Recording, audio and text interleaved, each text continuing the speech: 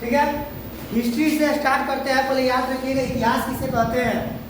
सबसे पहली बात आपको बता दें कि इतिहास 3 शब्दों से बना हुआ है। इतिहास 3 शब्दों से बना हुआ है। इतिहास जो है इतिहास 3 शब्दों से बना हुआ है बाबू।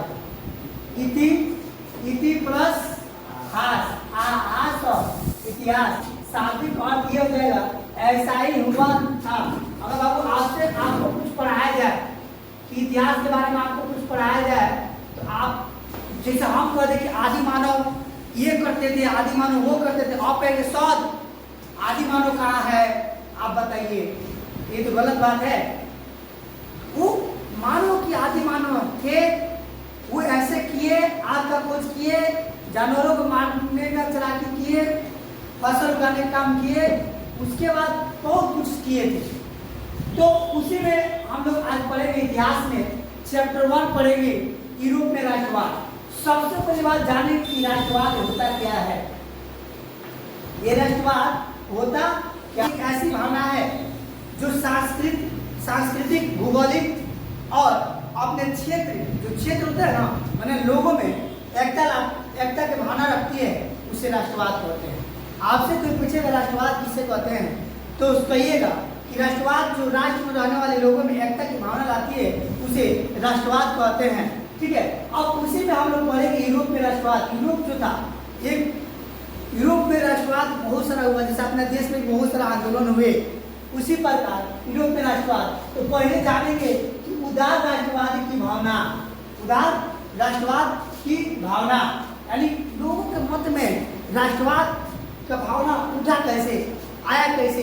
सबसे पहली बात ये बात जान लो कि राष्ट्रवाद एक ऐसी भावना होती है जिसमें बस 2 ही चीज को याद रखा जाता है, नेशन फर्स्ट यानी राष्ट्र पहले, सेल्फ बाद में। यानी राष्ट्रवादी होने के लिए देश के बारे में, राष्ट्र के बारे में पहले सोचा जाता है और अपने बारे में लास्ट के बारे में बाद में सोचा जाता है।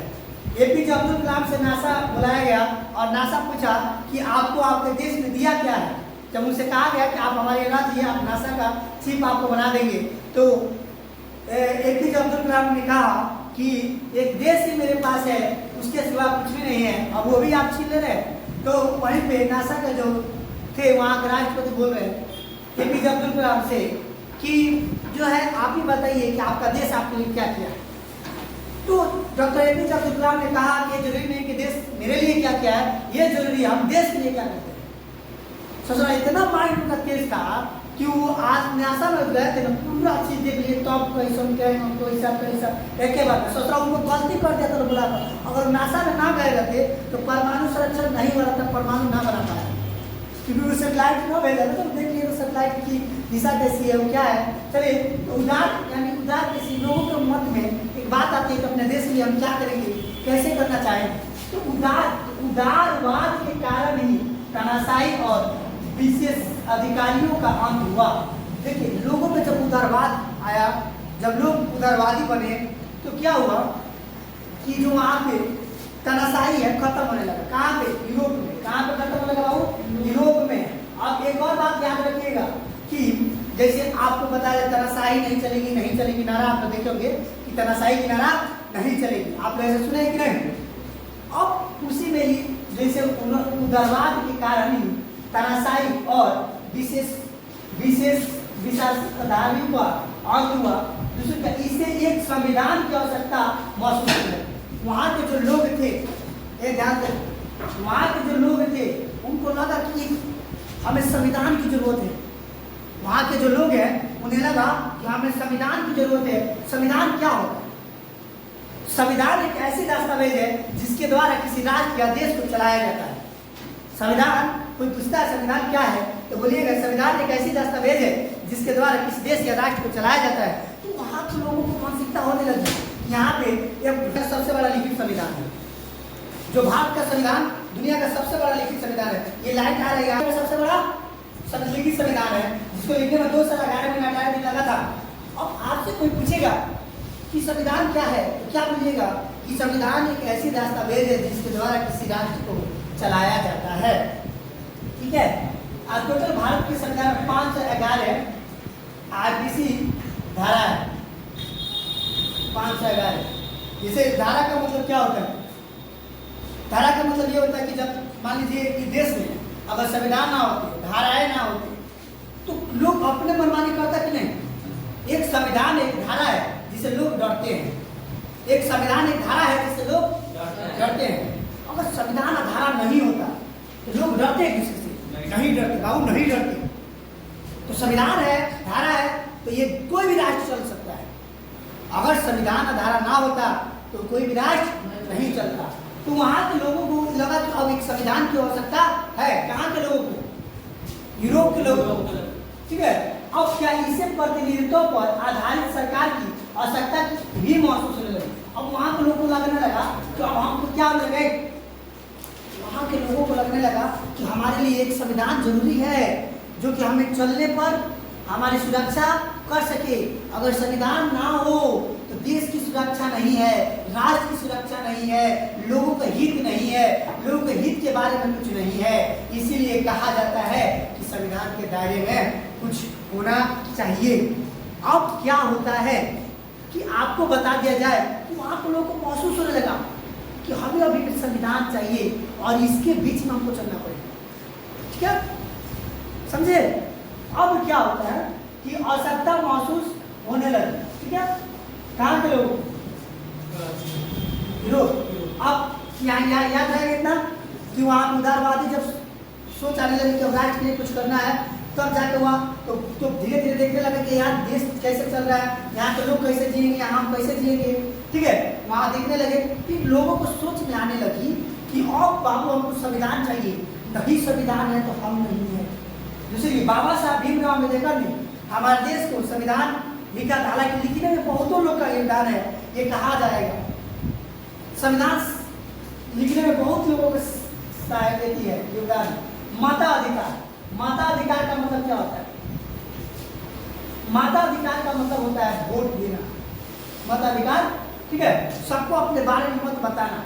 जैसे अभी हमारी है बीजेपी जीती है, कांग्रेस और बीजेपी में भयंकर लड़ाई थी, जिसको एक और नाम से जाना जाता है एनडीए और इंडिया। तो इसमें कांग्रेस और जीत कर भी हार हो गई कांग्रेस की, और बीजेपी का हार होकर भी जीत हो गई। तो मताधिकार यानी फ्रांस के लोगों को मताधिकार के लिए लंबा संघर्ष करना पड़ा था। हर नागरिक को मताधिकार नहीं मिला था, याद रखना। ठीक है, जैसे हमारे क्या बीजेपी को जैसे वोट दिया, कांग्रेस को वोट दिया, लोग जाकर वोट दे रहे थे ना, तो मताधिकार उसी को कहा जाता है हिंदी में। और वहाँ के लोग यानी फ्रांस के लोग, किस लोगों को? फ्रांस के लोगों को मताधिकार करने में बहुत कठिनाई हुई, बहुत ज्यादा संघर्ष किया करना पड़ा, बहुत ज्यादा संघर्ष करना पड़ा। किन लोगों को? फ्रांस के लोगों को। क्यों? वोट देने के लिए, राजा चुनने के लिए। क्या चुनने के लिए? राजा, वोट। बहुत संघर्ष करना पड़ा उन लोगों को। किन लोगों को? फ्रांस के लोगों को। ठीक है, उसके बाद वहां के नागरिकों को क्रांति के पिछले दौर में केवल उन पुरुषों को मताधिकार दिया था जिनके पास संपत्ति होती। ये जानते हो वहां पे इतना क्रांति किया गया कि ना हम भी मत देंगे, हम भी वोट देंगे, हमें भी सरकार चुनने का अधिकार है। लेकिन अधिकार किन्हें था? जिनके पास अपार संपत्ति होती थी, जो पूंजीवादी लोग होते थे, उन्हीं को मिला था मताधिकार। जो पूंजीवादी लोग होते थे ना बाबू फ्रांस में, उस समय उन्हीं को मत करने का अधिकार था, उन्हीं को मत करने का। मत मतलब वोट अधिकार, उसी को कहा जाता है मताधिकार, उसी कहा जाता है मताधिकार। ठीक है, तो वहां के लोगों को संघर्ष करना पड़ा, संघर्ष करना पड़ा। बाबू हमारे देश में अगर आज के दौर, आज कितना तारीख है? आज है बाबू 8 जून है, 8 जून 2024। अगर जो कोई पूछता है कि इस समय भारत का विकास के लिए कौन क्या कर रहा है, कोई कुछ नहीं कर रहा है। इस समय सब अपने अपनी पार्टियां टूट कर बैठी है, सब अपने अपने लोग टूट कर बैठे हैं। बाबू यही होती है। अटल बिहारी वाजपेयी ने कहा था सरकार किसी की बनेगी, सरकार चाहे किसी की भी आए, लेकिन ये देश का विकास होना चाहिए, ये देश नहीं रुकना चाहिए, देश का विकास नहीं। लेकिन आज ऐसा नहीं है। आज स्कूलें बंद कर दिया जाता है, दिया जाता है वोट के लिए, वो भी जरूरी है, बहुत जरूरी है। बताइए, आप लखनऊ के बारे में आपने सुने होंगे, लखनऊ, हालांकि आप लोग भी देखे होंगे जब वोट था तो 1-2 तारीख को देखे होंगे, 25 तारीख से पहले मैंने देखा होंगे विद्या में पश्चिमी चंपारण में कि जो है लोगों को क्या हुआ था कि लोगों को बोला गया, कांग्रेस से कागज लेके आई थी जिस पर राहुल गांधी का सिग्नेचर था। किसका सिग्नेचर था? राहुल गांधी का सिग्नेचर था, और राहुल गांधी जी का सिग्नेचर था, और लोगों को बोला गया कि आप इन्हीं को वोट दीजिएगा, आपके अकाउंट में 1-1 लाख रुपया आएगा। आप लोग सुने हैं, सुने हैं ना? और महिलाएं क्या हुई कि उत्तर प्रदेश के सीरियस मान ली। आज हमको पता चला कि जो बीजेपी राम मंदिर बनवाया लोगों से चंदा लेकर, तो उन्हें ज्यादा अयोध्या से मिलना चाहिए वोट, ज्यादा उनका सीट अयोध्या से, लेकिन अयोध्या में उनकी सीट कम हुई। पता है क्योंकि लखनऊ यानी उत्तर प्रदेश के आधा से ज्यादा महिला बीजेपी को वोट ना देकर कांग्रेस को वोट इसलिए दी ताकि राहुल गांधी का सिग्नेचर किया हुआ सर्टिफिकेट था, उस पर लिखा गया था 1 लाख रुपया आपके अकाउंट में आएगा, और महिलाएं उसी के चक्कर में बह गई थी। राहुल गांधी जीतेगा, राहुल गांधी आएगा, 1 लाख रुपया देगा। हमारे यहाँ भी हमारे माँ को भी पूजा मिला था कि आप इन्हीं को वोट दीजिएगा, 1 लाख रुपया आपको मिलेगा जीतेंगे। वो अभी कागज हम रखे हुए हैं। तो उत्तर प्रदेश में क्या हुआ, अभी हाल सभी महिलाएं पहुंच गई, सभी महिलाएं पहुंच गई, अलग चिल्लाने कि ना हमको 1 लाख रुपया चाहिए, 1 लाख रुपया चाहिए, हमने राहुल गांधी को वोट दिया, हमने राहुल गांधी को वोट दिया, 1 लाख रुपया चाहिए, हमने राहुल गांधी को वोट किया। अब बेचारा मासूम जनता लूटी गई। पिछली बार वादा किया गया था कि आपको कितना 9 लाख की कुछ रुपया देने के लिए, एक आदमी को 9 लाख रुपया मिलेगा, ठीक है। इस बार वादा किया गया 9 लाख नहीं 1 लाख रुपया। तो बता, पूरी जनता पहुंच गई, महिलाएं वहां की पहुंच गई, तो हमको चाहिए। देखो आज भी लोग कहता है डिजिटल जमाना हो गया, खाक जमाना हो गया, लोग कहता है डिजिटल हो गया, डिजिटल देश डिजिटल हो गया, खानता हुआ है, खाली इंस्टाग्राम हुआ है, फेसबुक हुआ है, ट्विटर हुआ है, डिवोर्स हुआ है। डिजिटल अगर डिजिटल हुआ रहता बाबू तो महिलाएं थोड़ी जाती है 1 लाख रुपया मांगने। महिलाएं कितनी भोली वाली थी कि चली गई पहुंचने, जानते हुए भी कि राहुल गांधी वोट दी या 2-3 बात डिजिटल जमाना है, काय जमाना है, कुछ जमाना नहीं। तो माताधिकार में समझ वोट देने के लिए, तो वहाँ के लोगों को वोट देने के लिए बहुत सारा संघर्ष करना पड़ा। कहाँ के लोगों को? फ्रांस के लोगों को। कहाँ के लोगों को? फ्रांस के लोगों को, ठीक है।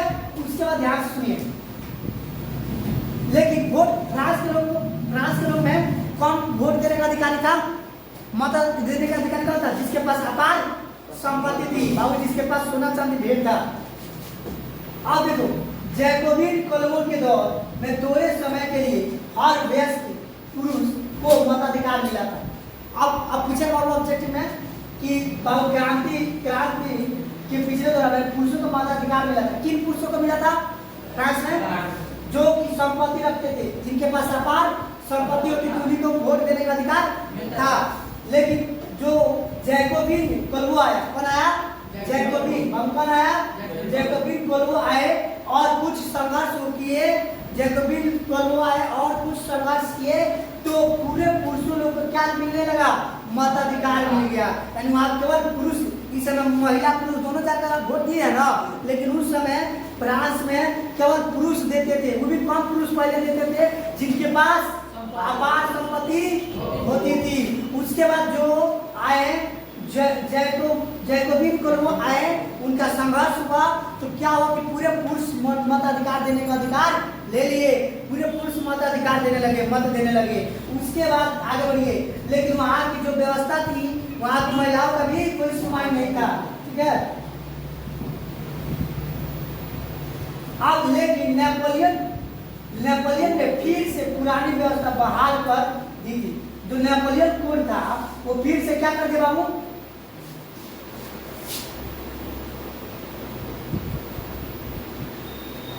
नेपोलियन कोड जो था वो क्या कर दिया? फिर से व्यवस्था कर दी, पुरानी व्यवस्था।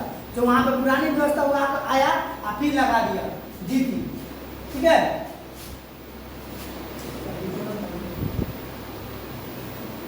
अब मताधिकार समझ में आ गया? नेपोलियन के शासन काल में महिलाओं को नाबालिग जैसा दर्जा दिया गया था। देखिए ये पर फोकस करो। आज 18 साल की महिला नहीं हो रही है, अब लड़की नहीं हो रही है, भाग गई है घर से। बीच में इतना हवा उठा था कि महिलाएं भाग जा रही। विदेशी परंपरा आ गया है भारत में। अगर किसी देश को चाणक्य ने कहा था किसी राज्य को अगर आपको तोड़ना है, उसको वहां से खत्म करना है, तो पहले वहां के कल्चर को खत्म करना पड़ता है। पहले वहां के कल्चर को खत्म करता है। जैसे कल्चर कौन लगाएगा? राजा लगाता है। राजा लगाया कि हमारे राज्य में ये होना चाहिए, वो नहीं होना चाहिए, ऐसे लोग होना चाहिए, वैसे लोग होना चाहिए। वहां सभ्यता बनती है। अगर मान लीजिए जिस जगह की सभ्यता टूट गई, वहां समझो कि राजा की हार होने लगती है, वहां की राजा की हार होने लगती है। अब क्या हुआ कि नेपोलियन जो जैसे इस समय नाबालिग है ना, नाबालिग लड़का लड़की, वो क्या कर सकता है? शादी नहीं कर सकता, वोट नहीं दे सकता। नाबालिग कब? 18 साल से नीचे रहेगा तब। 18 साल से ऊपर हो गई तो कौन? लड़की बालिग हो गई, लड़का भी बालिग हो गया। ठीक है, अब देखिए तो 18 साल के ऊपर से वोटिंग जरा वोटर कार्ड में आया नाम। तो वहां पे क्या हुआ कि महिलाओं को नेपोलियन के शासन काल में महिलाओं को वोट देने का कोई अधिकार नहीं था। महिलाओं को वोट देने का अधिकार नहीं था। किसके शासनकाल में? नेपोलियन के शासनकाल में। किसके शासनकाल में? नेपोलियन के शासनकाल में। क्या देने का अधिकार नहीं था? वोट देने का अधिकार नहीं था। इसलिए महिलाएं अपने पिता या पति के नियंत्रण में होती थी। इसलिए वहां की महिलाएं किसके नियंत्रण में होती थी? पहले की महिलाएं पिता के सामने ऊंची आवाज में बात नहीं करती थी, पति के सामने नहीं करती थी। यहाँ याद रखना, भाई के सामने भी घूंघट टांग कर जाती थी, दुपट्टा रख कर जाती थी। देखो यहाँ वोट के लिए क्या होगा? वो इलेक्शन वोट फॉर वुमेन। यहाँ ध्यान से आप लोग दिख रहे होगा, बहुत सस्ता खराब भाग जाए। देखिए यहाँ वोट फॉर वुमेन आंदोलन किया गया, क्या कहते नहीं? वोट फॉर वुमेन मतलब कि महिलाएं के लिए भी वोट होना चाहिए, महिलाएं के लिए मत का अधिकार होना चाहिए। ठीक है, ठीक है। अब सुनो, पूरी 19वीं सदी और 20वीं सदी के शुरू तक महिलाओं और संपत्तिहीन पुरुषों को मताधिकार के लिए संघर्ष करना पड़ता।